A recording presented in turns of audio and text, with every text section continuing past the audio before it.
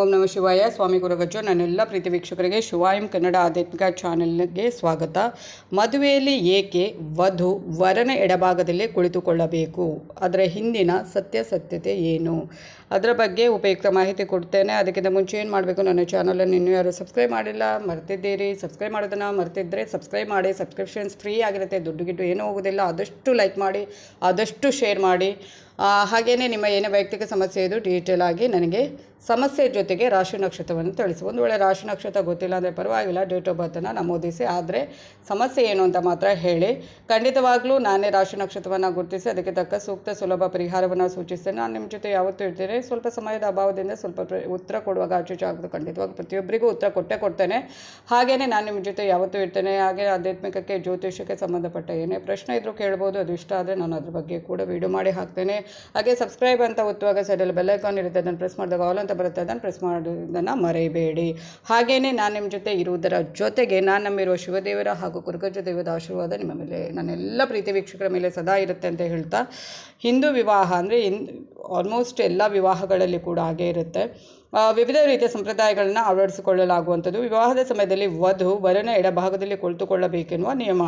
ಇದು ಯಾಕೆ ವಧು ವರನ ಎಡಭಾಗದಲ್ಲಿ ಯಾಕೆ ಕುಳಿತುಕೊಳ್ಳಬೇಕು? ಇದಕ್ಕೆ ಏನಾದರೂ ಒಂದು ಕಾರಣ ಇದ್ದೇ ಇರುತ್ತಲ್ವಾ, ನೋಡೋಣ. ಸನಾತನ ಧರ್ಮದಲ್ಲಿ, ಹಿಂದೂ ಧರ್ಮದಲ್ಲಿ ತಗೊಳ್ಳೋದಾದರೆ ಎಲ್ಲ ಮದುವೆಗಳಲ್ಲೂ ಕೂಡ ಹಾಗೇನೇ ಇರುತ್ತೆ ಆಲ್ಮೋಸ್ಟ್. ಆದರೆ ನಾವು ಸನಾತನ ಧರ್ಮವಾದ ಹಿಂದೂ ಧರ್ಮದಲ್ಲಿ ನಡೆಯುವ ಮದುವೆಯಲ್ಲಿ ಅಥವಾ ವಿವಾಹದಲ್ಲಿ ವಿವಿಧ ರೀತಿಯ ಆಚರಣೆಗಳನ್ನು ಪಾಲಿಸಲಾಗುವಂಥದ್ದು. ಹಿಂದೂ ವಿವಾಹದಲ್ಲಿನ ಈ ಎಲ್ಲ ಆಚರಣೆಗಳ ಬಗ್ಗೆ ನಮಗೆ ಪೂರ್ಣವಾಗಿ ತಿಳಿದೇ ಇದ್ದರೆ ಒಂದಿಷ್ಟು ಮಾಹಿತಿಯನ್ನು ತಿಳಿದುಕೊಂಡ್ರೆ ಒಳ್ಳೆಯದು. ಅದು ಕೂಡ ವಧು ವರರಿಬ್ಬರು ಈ ಆಚರಣೆಗಳ ಬಗ್ಗೆ ತಿಳಿದಿರುವುದು ತುಂಬಾ ಮುಖ್ಯವಾಗಿರುತ್ತೆ. ವಿವಾಹದಲ್ಲಿನ ಆಚರಣೆ ಪದ್ಧತಿಗಳು ವಧುವರರ ವೈವಾಹಿಕ ಜೀವನದೊಂದಿಗೆ ನೇರ ಸಂಬಂಧವನ್ನು ಹೊಂದಿರುತ್ತೆ. ನಮ್ಮ ವಿವಾಹ ಪದ್ಧತಿಯಲ್ಲಿನ ಆಚರಣೆಗಳಲ್ಲಿ ವಧು ಮತ್ತು ವರರು ಹೇಗೆ ಕುಳಿತುಕೊಳ್ಳಬೇಕು ಎಂಬುದರ ಕುರಿತು ನಿಯಮಗಳು ಇರುವಂಥದ್ದು. ಮದುವೆಯ ಸಮಯದಲ್ಲಿ ವಧು ವರನ ಎಡಭಾಗದಲ್ಲಿ ಕುಳಿತುಕೊಳ್ಳಬೇಕೆನ್ನುವ ನಿಯಮ ಇರುವಂಥದ್ದು. ಹೀಗೆ ಕುಳಿತುಕೊಳ್ಳುವ ಮೂಲಕ ವಿವಾಹ ಕಾರ್ಯ ಮಾಡುವುದರಿಂದ ಅದು ಪೂರ್ಣವೆಂದು ಕರೆಸಿಕೊಳ್ಳುತ್ತೆ. ಯಾವ ಕಾರಣಕ್ಕಾಗಿ ವಧು ವರನ ಎಡಭಾಗದಲ್ಲಿ ಕುಳಿತುಕೊಳ್ಳುತ್ತಾಳೆ? ಸ್ತ್ರೀ ಅಥವಾ ಮಹಿಳೆಯು ಶಿವದೇವರ ಎಡಭಾಗದಿಂದ ಸೃಷ್ಟಿಯಾದವಳು ಅನ್ನುವ ನಂಬಿಕೆ.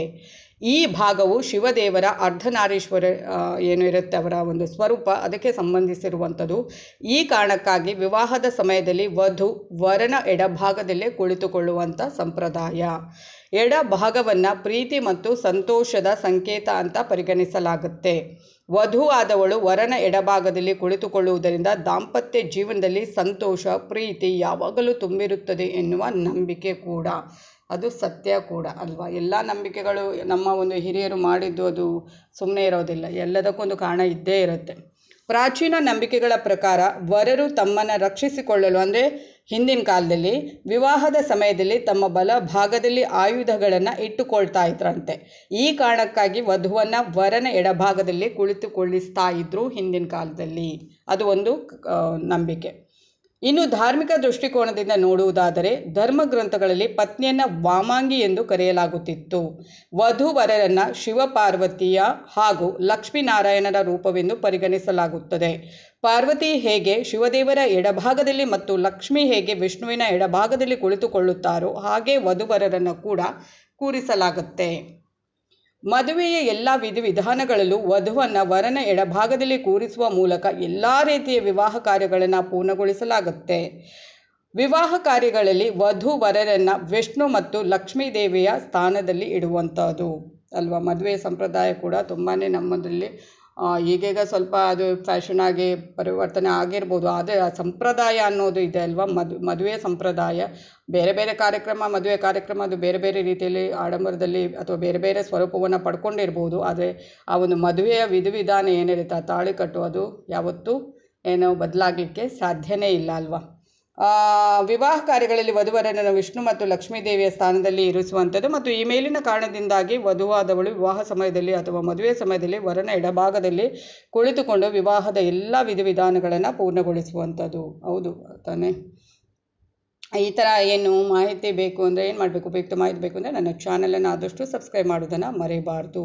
ಹಾಗೆ ಆದಷ್ಟು ಲೈಕ್ ಮಾಡೋದನ್ನು, ಆದಷ್ಟು ಶೇರ್ ಮಾಡೋದನ್ನು ಮರೆಯಬೇಡಿ ಅಂತ ಹೇಳ್ತಾ ಇದು ಇವತ್ತಿನ ವಿಡಿಯೋವಾಗಿರುತ್ತೆ. ಮುಂದಿನ ವಿಡಿಯೋದಲ್ಲಿ ಒಂದು ಉಪಯುಕ್ತ ಮಾಹಿತಿ ಇರುವಂಥ ವಿಡಿಯೋದಲ್ಲಿ ಮತ್ತೆ ಭೇಟಿ ಆಗ್ತೇನೆ. ಅಲ್ಲಿವರೆಗೆ ಏನು ಮಾಡಬೇಕು, ನನ್ನ ಚಾನಲನ್ನು ಇನ್ನೂ ಯಾರು ಸಬ್ಸ್ಕ್ರೈಬ್ ಮಾಡಿಲ್ಲ ದಯವಿಟ್ಟು ಸಬ್ಸ್ಕ್ರೈಬ್ ಮಾಡೋದನ್ನು ಮರೆಯಬೇಡಿ ಅಂತ ಹೇಳ್ತಾ ನನ್ನೆಲ್ಲ ಪ್ರೀತಿ ವೀಕ್ಷಕರಿಗೆ ಧನ್ಯವಾದಗಳು.